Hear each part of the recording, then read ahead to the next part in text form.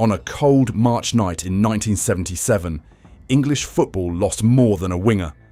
It lost a father, a husband, a quiet professional who had never chased headlines but had earned his respect the hard way. And, in the darkness of the A40 near Oxford, a single set of headlights would collide with a life that had already given so much to the game. This is the story of Peter Houseman, not just the footballer who lifted trophies at Stamford Bridge, but the man whose life ended in a tragedy that still leaves questions, anger, and heartbreak nearly 5 decades later. Peter Houseman was never the loudest player on the pitch. He wasn't flamboyant. He wasn't controversial. He wasn't the headline-grabbing superstar. But in an era of hard tackles and harder men, he built a reputation as something arguably rarer: dependable. Born in 1947, he carved his path into professional football through sheer persistence. When he arrived at Chelsea in the late 1960s, the club was entering one of the most iconic chapters in its history, and Houseman would become part of it. At Stamford Bridge, he was the steady presence on the wing, quick without being flashy, technical without being extravagant. He understood space, timing, and discipline. In 1970, he was part of the Chelsea side that won the FA Cup after a bruising final replay against Leeds United, a match still remembered as one of the most physical in English football history. A year later, he helped the club lift the European Cup Winners' Cup in 1971, securing Chelsea's place in continental history. These were not minor achievements. These were defining moments for a club still building its legacy. Yet Houseman remained understated. Teammates described him as quiet, reliable, grounded. He wasn't drawn to nightlife excess or controversy. He focused on football and on family. After leaving Chelsea, he continued his career with Oxford United, bringing experience and professionalism to the side. By the mid-1970s, though still only in his early 30s, he was already thinking beyond playing. Coaching, community, giving back to the game that had given him everything. On March 20th, 1977, Peter Houseman attended a fundraising, charity event. It was the kind of evening he often supported: community-oriented, modest, meaningful. After the event, he and his wife Sally drove home along the A40 near Oxford. In the car with them were close friends, the Gillams. It should have been an ordinary journey, familiar roads, a routine drive. Instead, it became one of the most devastating nights in English football history. A speeding Maserati approached, driven by 22-year-old Bartholomew Smith, the son of a Conservative Member of Parliament. The vehicle was reportedly travelling at extreme speed. Witnesses later described the driving as maniacal. Medical testimony suggested Smith had been considerably intoxicated after attending a dinner at the elite Bullingdon Club. In seconds, steel met steel. The collision was catastrophic. Peter Houseman was 31 years old. He died instantly. So did his wife Sally. So did the Gillams.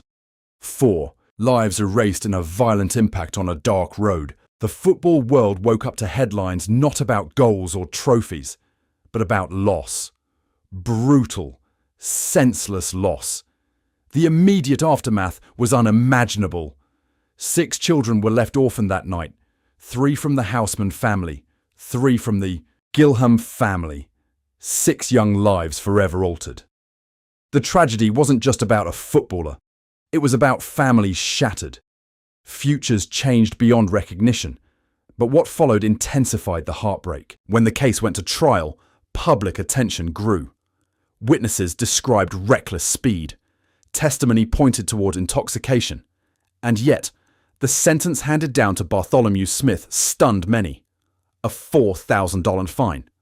A 10-year driving ban. No prison. And sentence. For many observers, it felt like justice had swerved off course just as violently as the Maserati had that night. The controversy simmered.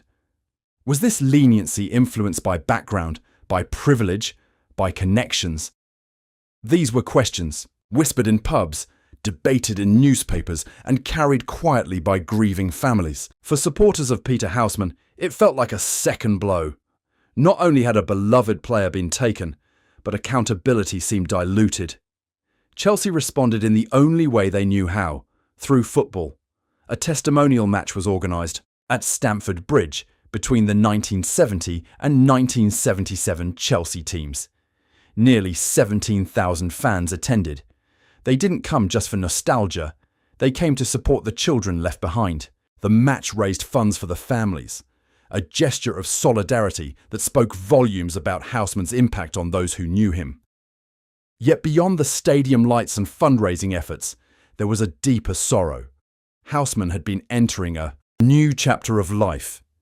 He had helped establish the Peter Houseman Youth League in Hampshire, dedicated to coaching and nurturing young players. Grassroots football mattered to him. He believed in giving children structure, discipline and opportunity through sport. The cruel irony was undeniable. A man who dedicated himself to youth development left behind children who would now grow up without parents. Teammates remembered him not just as a footballer, but as a presence. The kind of player managers trusted, implicitly. The kind of professional who trained hard, played hard, and rarely complained. In dressing rooms filled with strong personalities, Houseman was steady, consistent, grounded. His loss wasn't just tactical, it was emotional. For Chelsea supporters, his name remains woven into a golden era, the FA Cup triumph in 1970. Southern Seats, European glory in 1971. Those moments still replay in club history reels. But unlike some of his contemporaries who lived long enough to tell their stories in documentaries and interviews, Houseman's voice was silenced at 31. His version of those nights is lost to time.